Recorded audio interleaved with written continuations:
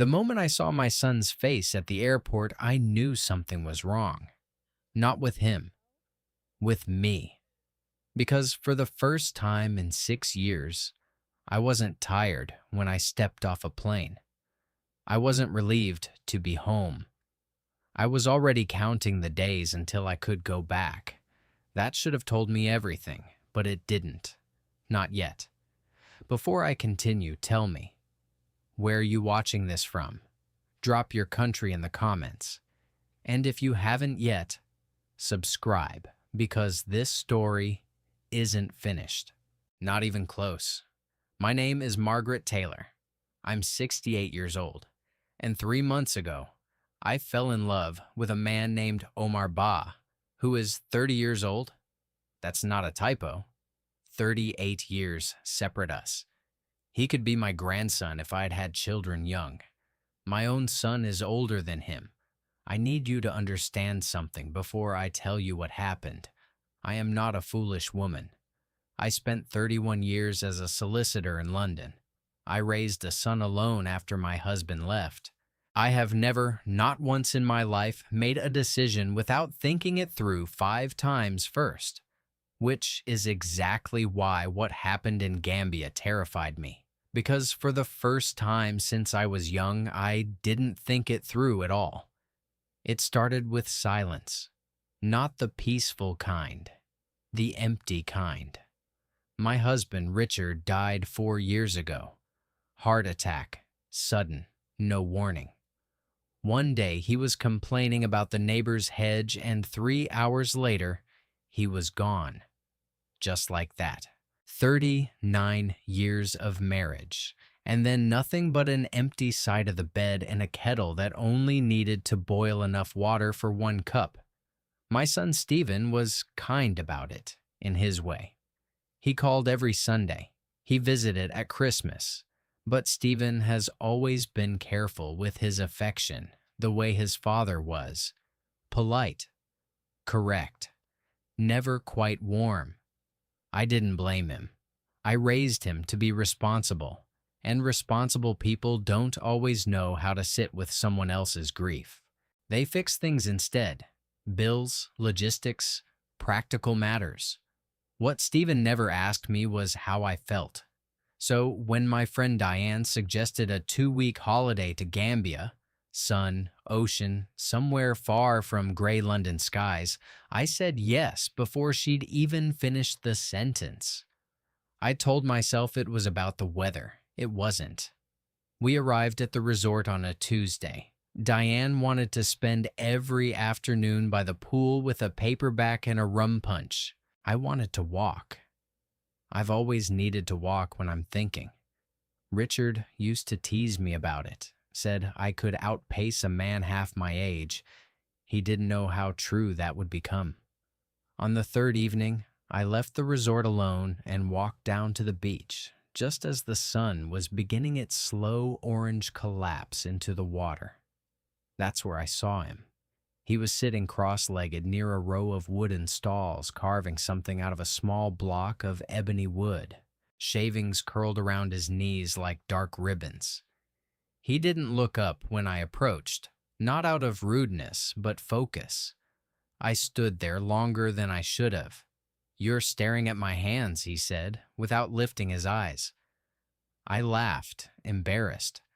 "I'm sorry. I didn't mean to." "It's fine." Now he looked up. "Most people stare at what I'm making. You were staring at how I was making it." I didn't have a response for that. It was true, and I hated that he'd noticed.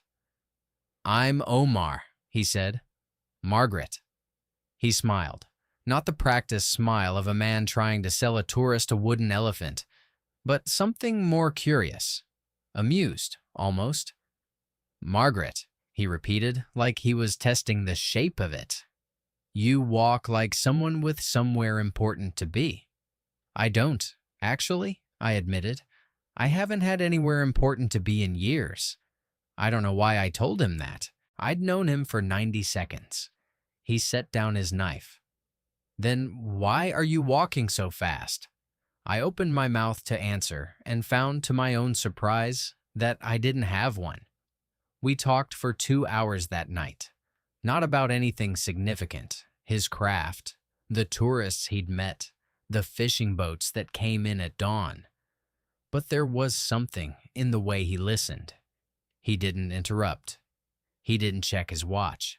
He asked questions and then waited. Actually waited for the answer. When was the last time anyone had done that for me? I couldn't remember. By the time I walked back to the resort, the sky had gone fully dark, and Diane was standing on the veranda with her arms crossed. "Where on earth have you been?" "Walking," I said. "For 2 hours?" I lost track of time. She studied my face in a way that made me self-conscious. "You look different." "I look sunburnt." "No," she said slowly.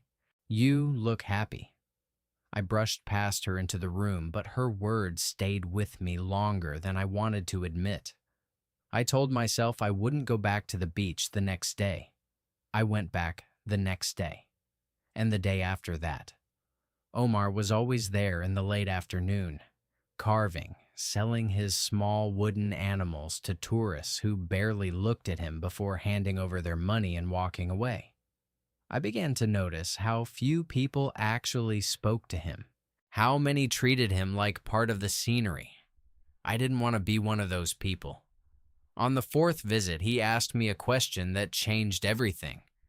"When was the last time you did something only for yourself? Not for your husband, not for your son, just for you?" I opened my mouth to answer quickly the way I answer most questions. Nothing came out. "I don't know," I finally said. "That's a real answer," he said, more honest than most. "How old are you?" I asked, needing to change the subject, needing to remind myself why this conversation felt dangerous. 30. I did the math without meaning to. 38 years. "You're younger than my son," I said. "Is that a problem?" "It should be." He tilted his head. "Should be, not is." I didn't answer that either. That night, I lay awake in the hotel room listening to Diane's soft snoring in the next bed, and I thought about Richard, about the version of myself who had existed before him, a 23-year-old girl who used to write poetry no one ever read and dreamed of moving to Paris before life narrowed itself into mortgage payments and school runs and Sunday roasts. When had that girl disappeared? I didn't remember her leaving. She'd just been slowly replaced, year by year, by a woman who was very good at being useful to everyone except herself. I got up, walked to the window, and looked out at the dark shape of the ocean. Somewhere out there, on that beach, a 30-year-old man had asked me a question no one had thought to ask in over 40 years, and I still didn't have an answer. Over the next week, Omar and I met almost every evening. Diane began teasing me about my beach friend, but there was an edge under the teasing, a warning she wasn't quite saying out loud. I ignored it. Omar told me about his mother, who raised 5 children alone after his father left for Senegal and never came back. He told me about his dream of opening a proper workshop one day, not just a stall on the sand. He told me he'd never finish secondary school because his family needed him working instead. I told him about law school, about Richard, about the ache of coming home to a quiet house every single night for 4 years. "You talk about your husband like you're still apologizing to him," Omar said one evening. "What do you mean?" "You mention him, and then you get smaller. Like you're afraid of taking up space he isn't using anymore." I felt something crack in my chest, quiet and sudden. "I don't know how to be a person who isn't someone's wife," I admitted, "or someone's mother. I don't know who I am without those things." He didn't offer comfort right away. He let the silence sit, the way the ocean sits between waves. "Then maybe," he finally said. This is where you find out. It happened on the 9th night. We were walking along the shoreline, our feet in the cool, wet sand, the moon laying a silver path across the water. He stopped walking. I stopped beside him. Margaret, he said, I like you. Not as a tourist. Not as someone I sell to. You. My heart did something it hadn't done in years. A stupid, embarrassing flutter, like I was 17 again. Omar, I'm 68. I know. You could have any woman on this beach. I don't want any woman. I want the one who actually looks at me instead of through me. I should have walked away. Every rational cell in my body knew I should walk away. I didn't. He kissed me under that moon, and for the first time in 4 years, I felt something other than grief. I felt alive. The remaining 5 days blurred together in a way I still can't fully explain. We spent every evening together, walking, talking, sometimes just sitting in silence watching the fishing boats return at dusk. Diane grew quieter and quieter, her disapproval sitting heavy between us at breakfast. You know this isn't real, don't you? She said on our second-to-last night. He's 30, Margaret. You're a wealthy widow from London. Do the math. The words stung more than I let her see. He doesn't know what I have, I said. I never told him about the house or Richard's pension or any of it. That doesn't matter. He can guess. You don't know him. Neither do you, she said. Not really. You know, 2 weeks of him. I didn't speak to her for the rest of that evening, but her words stayed lodged in me, a small stone I couldn't quite shake loose, even as Omar held my hand on our final night and told me he wanted to see me again. How? I asked. I live in London. I don't know, he admitted, but I know I don't want this to be nothing. It can't be nothing, I said. It already isn't. We exchanged numbers. We promised to call. I cried on the plane home quietly so Diane wouldn't see, though I think she saw anyway and simply chose not to say anything. By the time I landed at Heathrow, I had already decided something important. I was going to tell my son. I didn't know yet that this decision would hurt more than anything that had happened in Gambia. Stephen picked me up from the airport as he always did. He hugged me, brief, correct, the way he always hugged. Good trip? He asked, already reaching for my suitcase. It was, I said. It was wonderful, actually.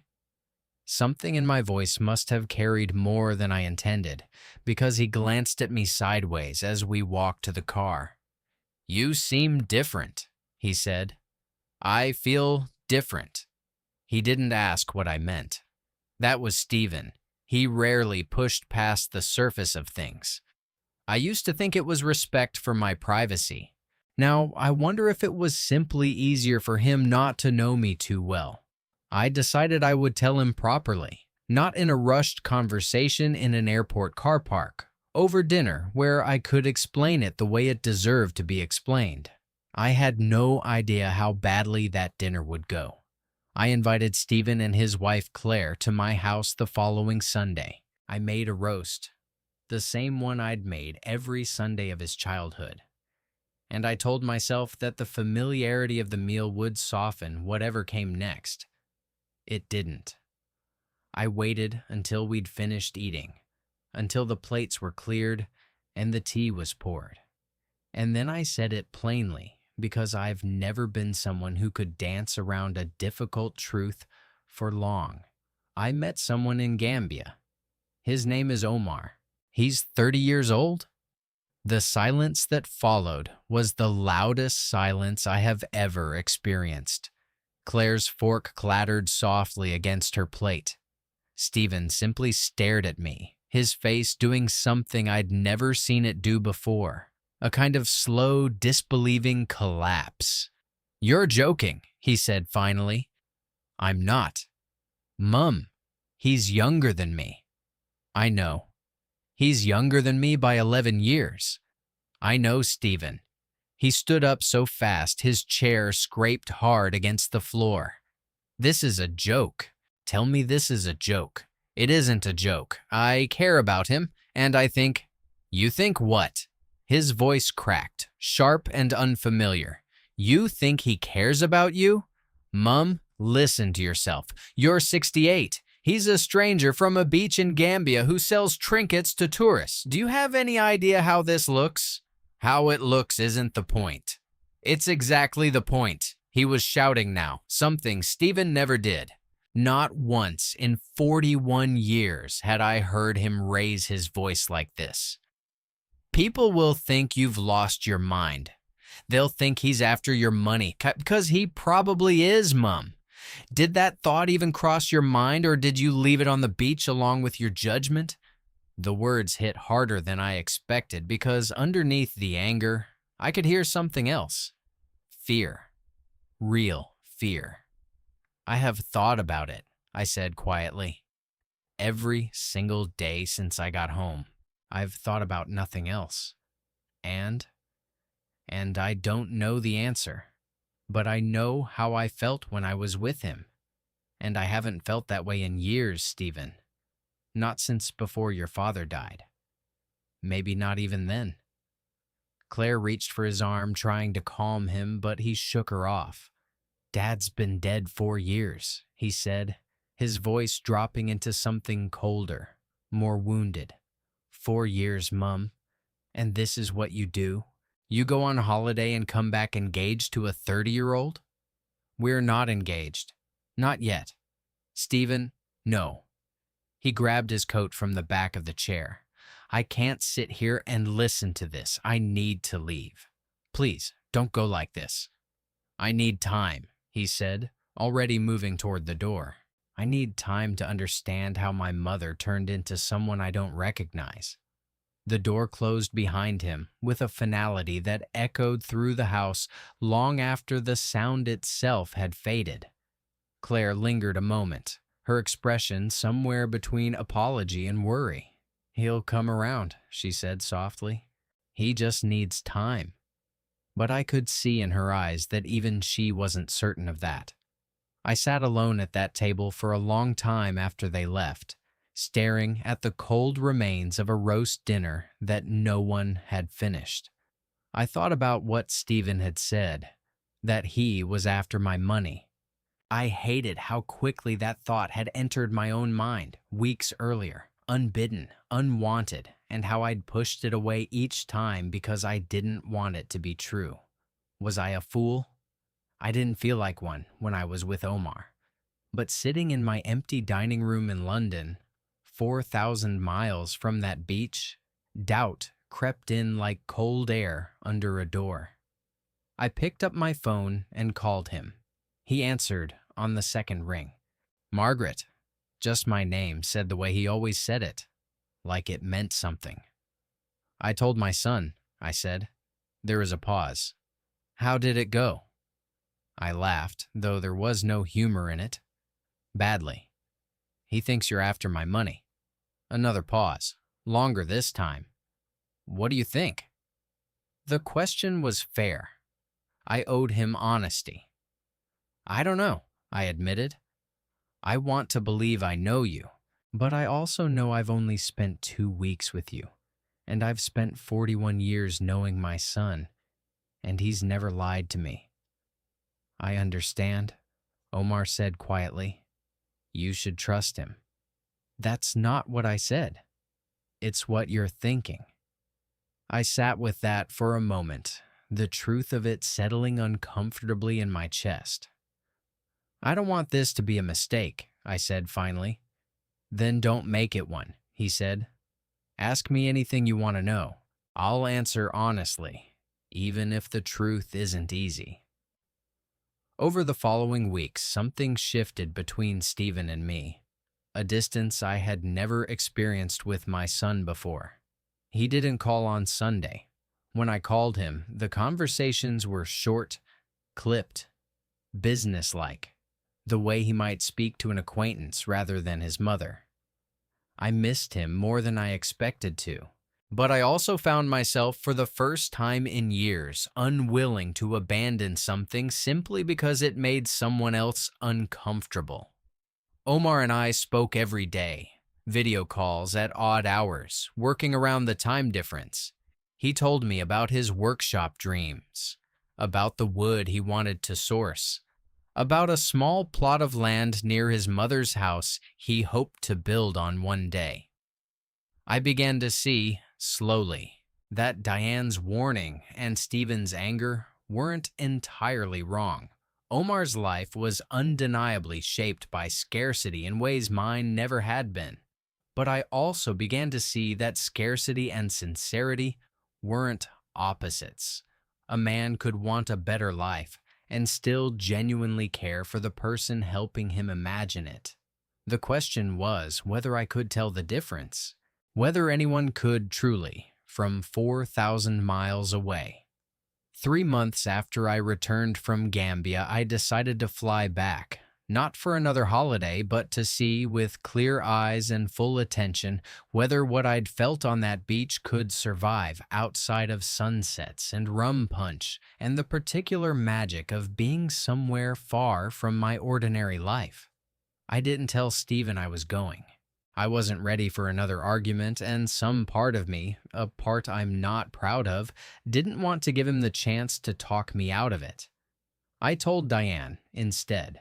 She didn't approve, but she drove me to the airport anyway, which told me more about her friendship than any words could have. "Be careful," she said as I climbed out of the car. "Not with your heart, with your head. Your heart's already decided. Make sure your head gets a vote too." Gambia looked different the second time, less like a dream, more like a place with weather and traffic and ordinary difficulties. Omar met me at the airport, and when I saw him standing there, waiting, something in my chest loosened that I hadn't realized was still clenched tight. We spent 2 weeks together, not in a resort this time, but in the small coastal town where he actually lived, meeting his mother, his sisters, the community that had raised him. I watched him with his family, saw the way his younger sisters teased him, the way his mother scolded him for not eating enough, the way he carried himself entirely differently here than he had on that resort beach. It was, I realized, the first time I was seeing him as a whole person rather than a beautiful interruption in my grief. On my final evening there, sitting on the same beach where we'd first met, I asked him the question I'd been avoiding for 3 months. If I didn't have money? Omar, if I were just an ordinary woman with an ordinary pension, would you still want this? He didn't answer immediately, which I respected more than a quick reassurance would have earned. "I won't pretend your life doesn't make things easier," he finally said. "It does. I'd be lying if I said otherwise.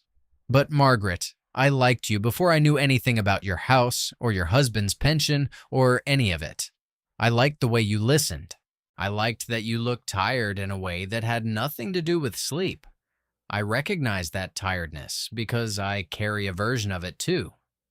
That's not exactly an answer." "It's the truest one I have," he said. "I can't prove to you what's in my heart. I can only keep showing up and let you decide over time whether you believe me." It wasn't the clean, reassuring answer I'd hoped for, but it was honest. And honesty, I was beginning to understand, mattered more to me than certainty. When I returned to London the second time, I called Stephen before I'd even left the airport. "I need to see you," I said. "Properly, not an argument. A real conversation." He was quiet for a long moment. "All right," he finally said. "Come for dinner Thursday." Thursday came, and I sat across from my son in his own dining room this time, Claire quietly present but mostly silent, watching us both with careful eyes. "I went back," I told him. "I met his family. I saw his life, not just a holiday version of it. And, and I still don't know everything, Stephen. I'm not going to pretend I do. But I know that for the first time since your father died, I feel like myself again. Not your mother. Not Richard's widow. Just Margaret. Stephen's jaw tightened, but something in his eyes had softened since our last conversation. I'm scared for you, he admitted, quieter now than before. I'm scared of watching you get hurt.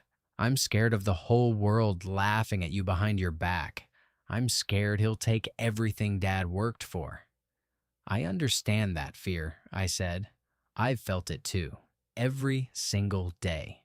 But Stephen, I spent 39 years being careful, being sensible, being the version of myself that made everyone else comfortable. And when your father died, I realized that all that carefulness didn't save me from the thing I feared most anyway. It just meant I never truly lived before I lost him. He was quiet for a long time. I'm not asking you to approve, I continued. I'm asking you to trust that I'm still the woman who raised you, the one who taught you to think for yourself. I'm just finally applying that same freedom to my own life. Stephen looked down at his hands, and when he looked back up, there were tears in his eyes I hadn't seen since his father's funeral. I just don't want to lose you too, he said. First, Dad. Now I'm terrified of losing you to someone I don't trust in a country I've never even seen. And there it was, the real fear, underneath all the anger.